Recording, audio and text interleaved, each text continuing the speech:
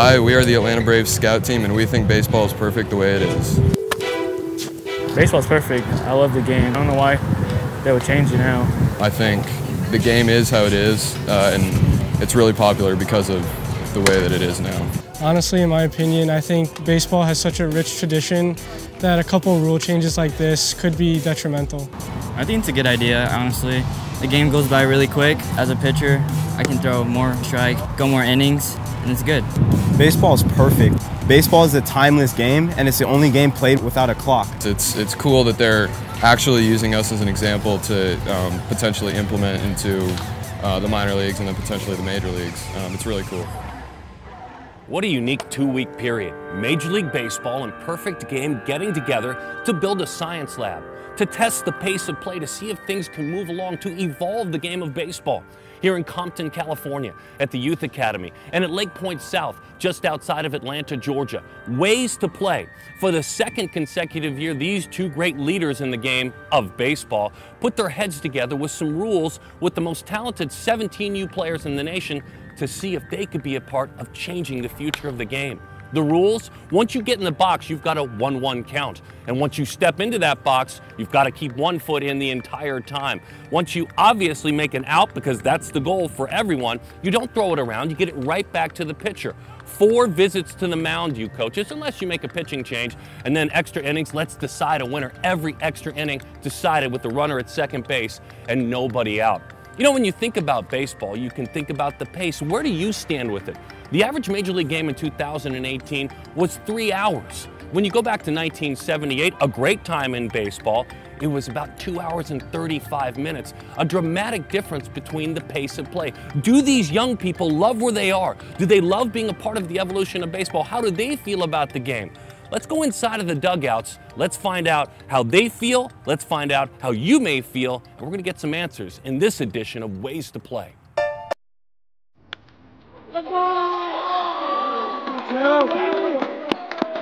Well, this Perfect Game tournament, Ways to Play, we're really experimenting with how can we get this game to the next level. Or in other words, how can we compete, accomplish the goals that we need to accomplish in a timely fashion.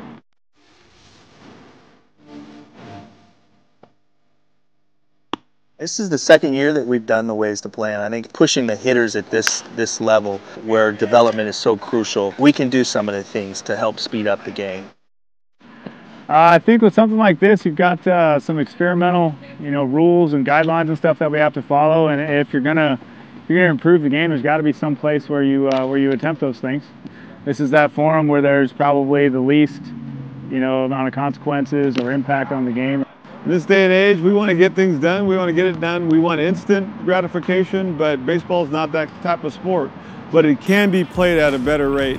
The pace of play piece teaches everyone the reason why the game shouldn't take so long to play. In other words, get in the batter's box, strike 1, strike 2. Now we've eliminated a couple of pitches. Now all of a sudden we're ready to put the ball in play.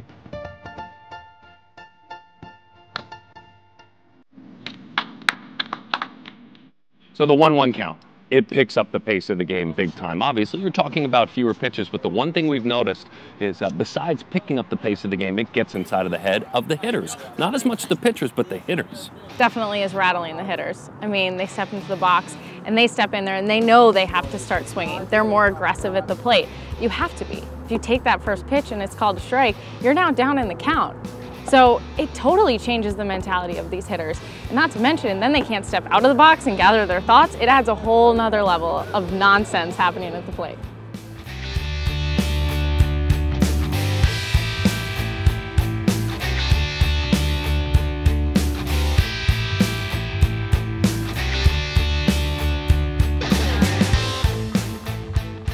By starting with the 1-1 count, you're not taking away an at-bat or anything. You're actually making them more aggressive. They get in the box, they're not going to take a pitch. So they'll get in the box. If they do take a pitch, heck, they're down 1-2. And now they're swinging for the fences. With the 1-1 count, though, it's tough. You get the, as a hitter, we used to play college baseball. You want to see a pitch first. There's no more seeing a pitch because now you're down in the count and now you're swinging at strike 3. Yeah. You're swinging in the dirt, or at a curveball or something. So it's definitely tougher.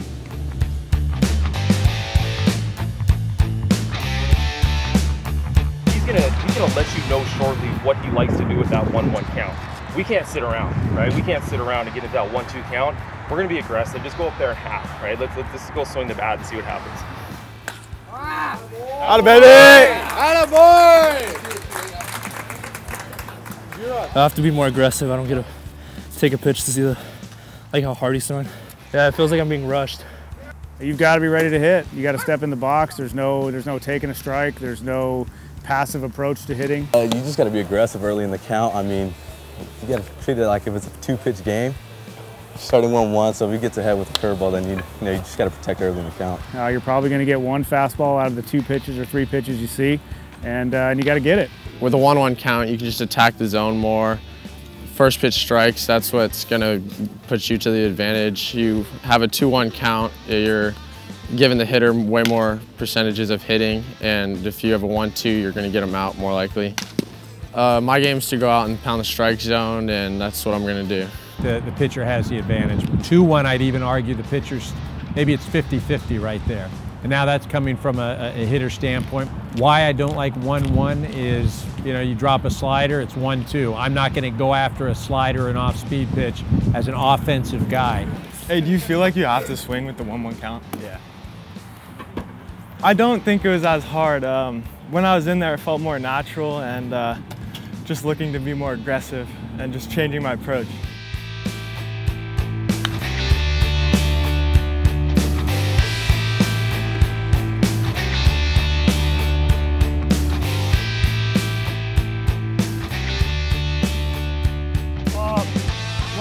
You at second base. This is my favorite, extra innings. We're in extra innings, and to move things along in extra innings, this man starts at second base. He hopes to score the winning run. We're in the bottom half of the 10th inning. Love this rule. Go get him. We'll see him just a minute in there, maybe? Okay.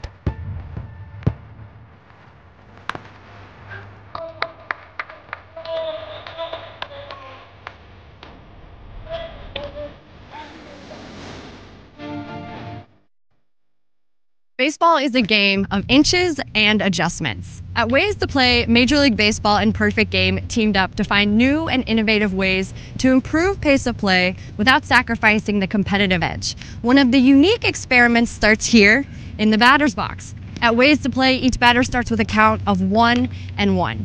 Pitchers seem to like this idea. Hitters realize they have to be more aggressive, but what about the umpires? In their eyes, the pros could outweigh the cons.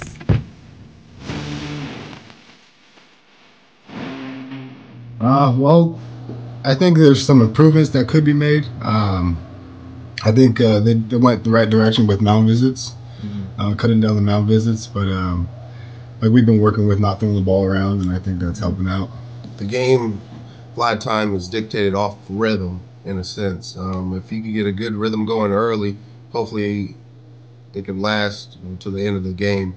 You'll see sometimes a pitcher, he may be waiting on the batter, and the batter sometimes waiting on the pitcher. And if they're both just, hey, let's get it going. The pitcher's on the mound with the ball, he's ready to go. The batter, if he's not stepping out of the box, we're ready to go. We're playing ball. Let's be honest, that's not hurting anyone, keeping a foot in the box. It's not like the 1-1 count. I mean, all we're doing is telling you, please don't walk around during your at-bat.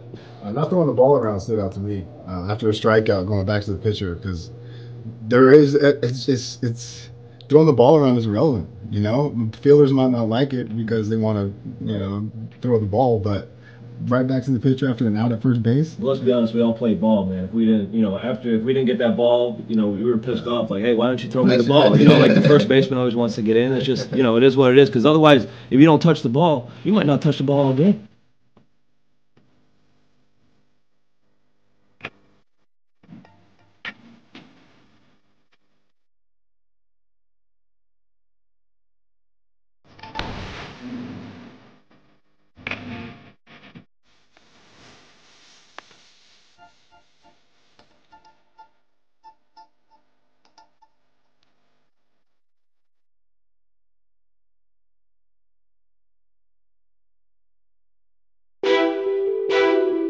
With fewer pitches to throw, these pitchers are finding that hitters are more aggressive at the plate. Their strategy to toss their off-speed pitches earlier in the count. Let's head out to the mound and catch up with these guys to get their take on the new rules.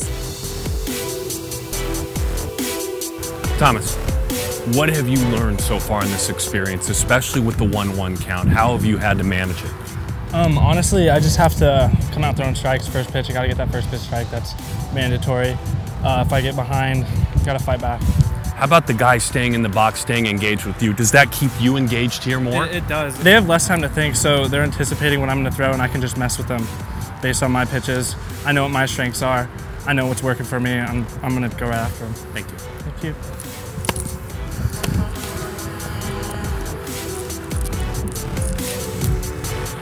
One inning of work. What have you noticed the biggest difference with the 1-1 count? How has it changed your approach? I feel like the strike zone is smaller, and I feel like it makes me work quicker to get through the innings faster. With hitters not being able to step out of the box, does that have you engage more, not wanting to walk around? Is that a benefit for you? It's a benefit for me. It keeps me in the game. It gets me not thinking about everything else. All right, go get him. Go get him, pal.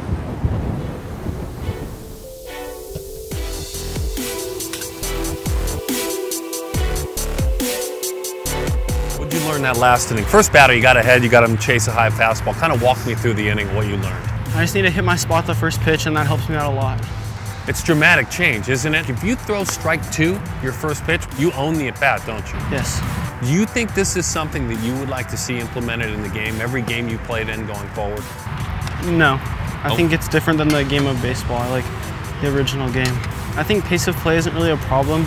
I like the time in between innings to rest, as well as it gives the hitters a better advantage to have a full count and it's like starting at 0-0.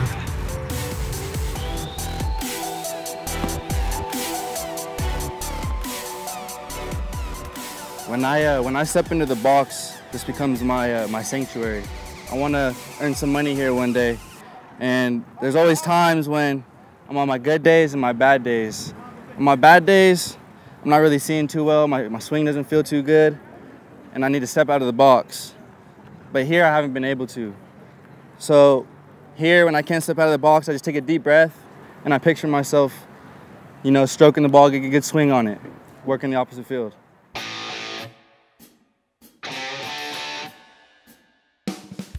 So I now work in the collegiate level, and they try to step out of the box, and no, we're keeping them in the box. And from college ball, they're going to see you guys in the minor leagues, and you guys got to keep them in the box, so why not do it in the big league? So keeping them in the box is huge, because other than that, they take a strike, they walk around, the next pitch is in the next, 10, 15 seconds? Those at-bats can get long.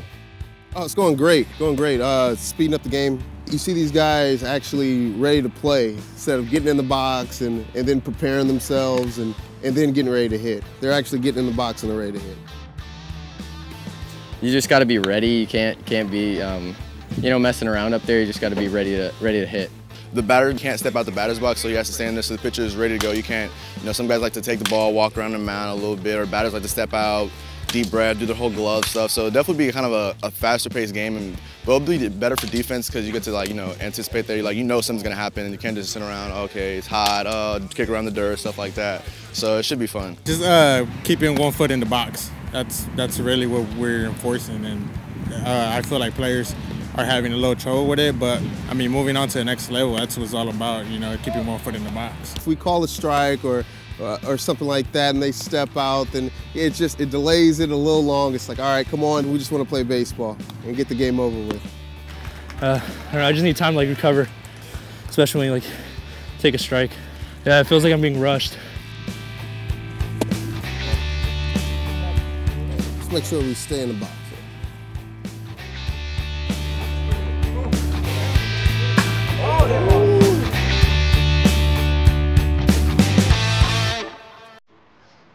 Oh, these rules have had an impact. At this point, each game clocking about 2 hours. But there's one thing that really none of us anticipated, the impact of these guys.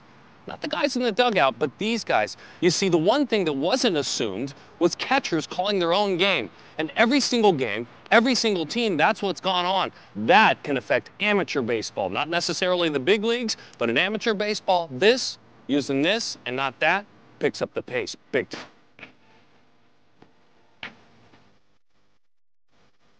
Not allowing that downtime in between pitches, even more downtime on top of maybe a pitcher walking around the mound or a batter stepping out of the box. And heck, he's back there all game. He can see what's going on. He's got a better. I think he would have a better feel for the game than maybe someone who's not actually on the field. They have so much data nowadays, you know, so much data on every hitter that it just takes forever to get the pitch in. And I agree, it takes forever. Coach, if he was calling the game, he wouldn't be able to see things I can see as a catcher from the pitcher. And just knowing your pitcher, having a good chemistry with him, and that's very important to call your own game, and that's how you get out. A lot easier than just looking over, because you already have what you want in your head. So as a former catcher, especially in the pros, being able to call a game is something that a catcher has to learn at some point. So why not at the youth level here at the academy? So I think it's great. I think it will speed up the game. And once again, that's just not something we do here as far as sitting in the dugout calling pitches, right? Sometimes coaches think that that coach is trying to pick his signs. So then later in the game, they start going in this longer. Without us calling any pitches, that's helped tremendously. We just talk before games. You know, I tell them, you know, their leadoff guy's he's pretty fast, good will. So I tell him, you know, you want to stay down in the zone, throw strikes, fastball, so we can hopefully get a ground ball, get one of our guys to throw them out. I enjoy that it gives me freedom, and most of the big leaguers call their own game. So it kind of, being here with these guys makes me feel like a big leaguer. I like it a lot. I trust my catcher. We always are pretty much allowed to call our own game. So I've always relied on that guy. He catches me every time I pitch. So it's kind of great because I'm used to just going up there and trusting in him and working with him. And I think that it definitely speeds up the game, and I like to work quick. The pace that I like is better for me, so I enjoy it.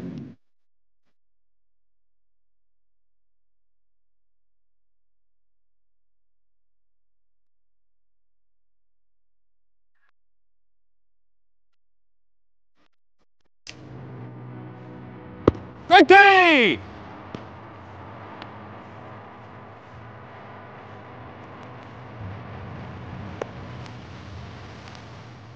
An extra 9 seconds around the horn. 9 seconds. Well done. Thank you, my friend.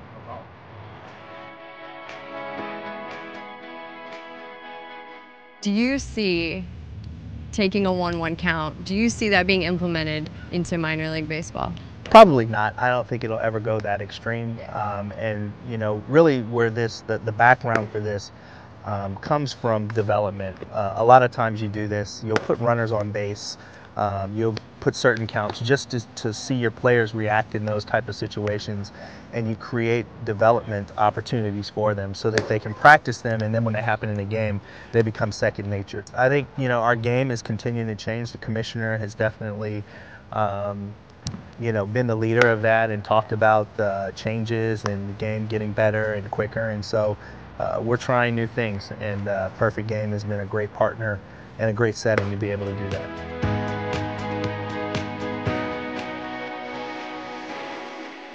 What are you seeing just initially? What are some observations you've made? Well, incredibly, we played 9 innings and an average of less than an hour and 50 minutes for the 8 games that were played yesterday. So first of all, that's great. Secondly, there's a lot more action, it seemed like, on the field. What do you think is the most plausible to be installed at the minor league, major league level? We've been really just looking at the amateur level and trying things. Probably the simplest one is stay in the box and stay ready. It hasn't really deterred from any of the philosophy of the game or the mindset of the game. It's just quickened it. And is there a future at the youth level that we'll show up to a Perfect Game tournament and see one of these rules in action? It's certainly possible. What we're doing is taking a look at all of this and saying, where does this make sense to try it? And then, of course, getting input from all the stakeholders, the teams, the parents, the umpires, as we said. There's a lot more baseball being played in a shorter period of time, and that's always a good thing.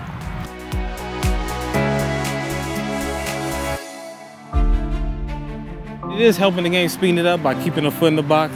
The first game we played was a lot cleaner. This does speed up the game in the amateur level, but at the pro level, I love it the way it is.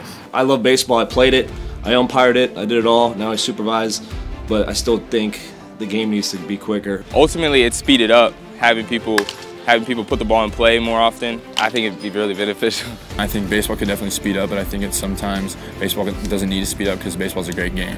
Baseball is perfect. Like, I can watch baseball for days. Baseball is a timeless game, and it's the only game played without a clock. And so I feel like that's what separates baseball from other sports, and I would like it to really stay that way. I definitely think the game can evolve, definitely regarding pace of play, absolutely. You know, there's so many intricacies about the game that goes back decades, right? I think fans want to see things speed up. It's kind of hard to sit around for a 3.5 hour, 4 hour game. I think there's always room for improvement. Pace of play is something that's important, especially to the kids nowadays, because none of us can sit through a baseball game anymore. As traditionalists, all of us love the game, and we just want more people to enjoy it, liven it up a little bit. How can we improve it? How can we get more action in the game?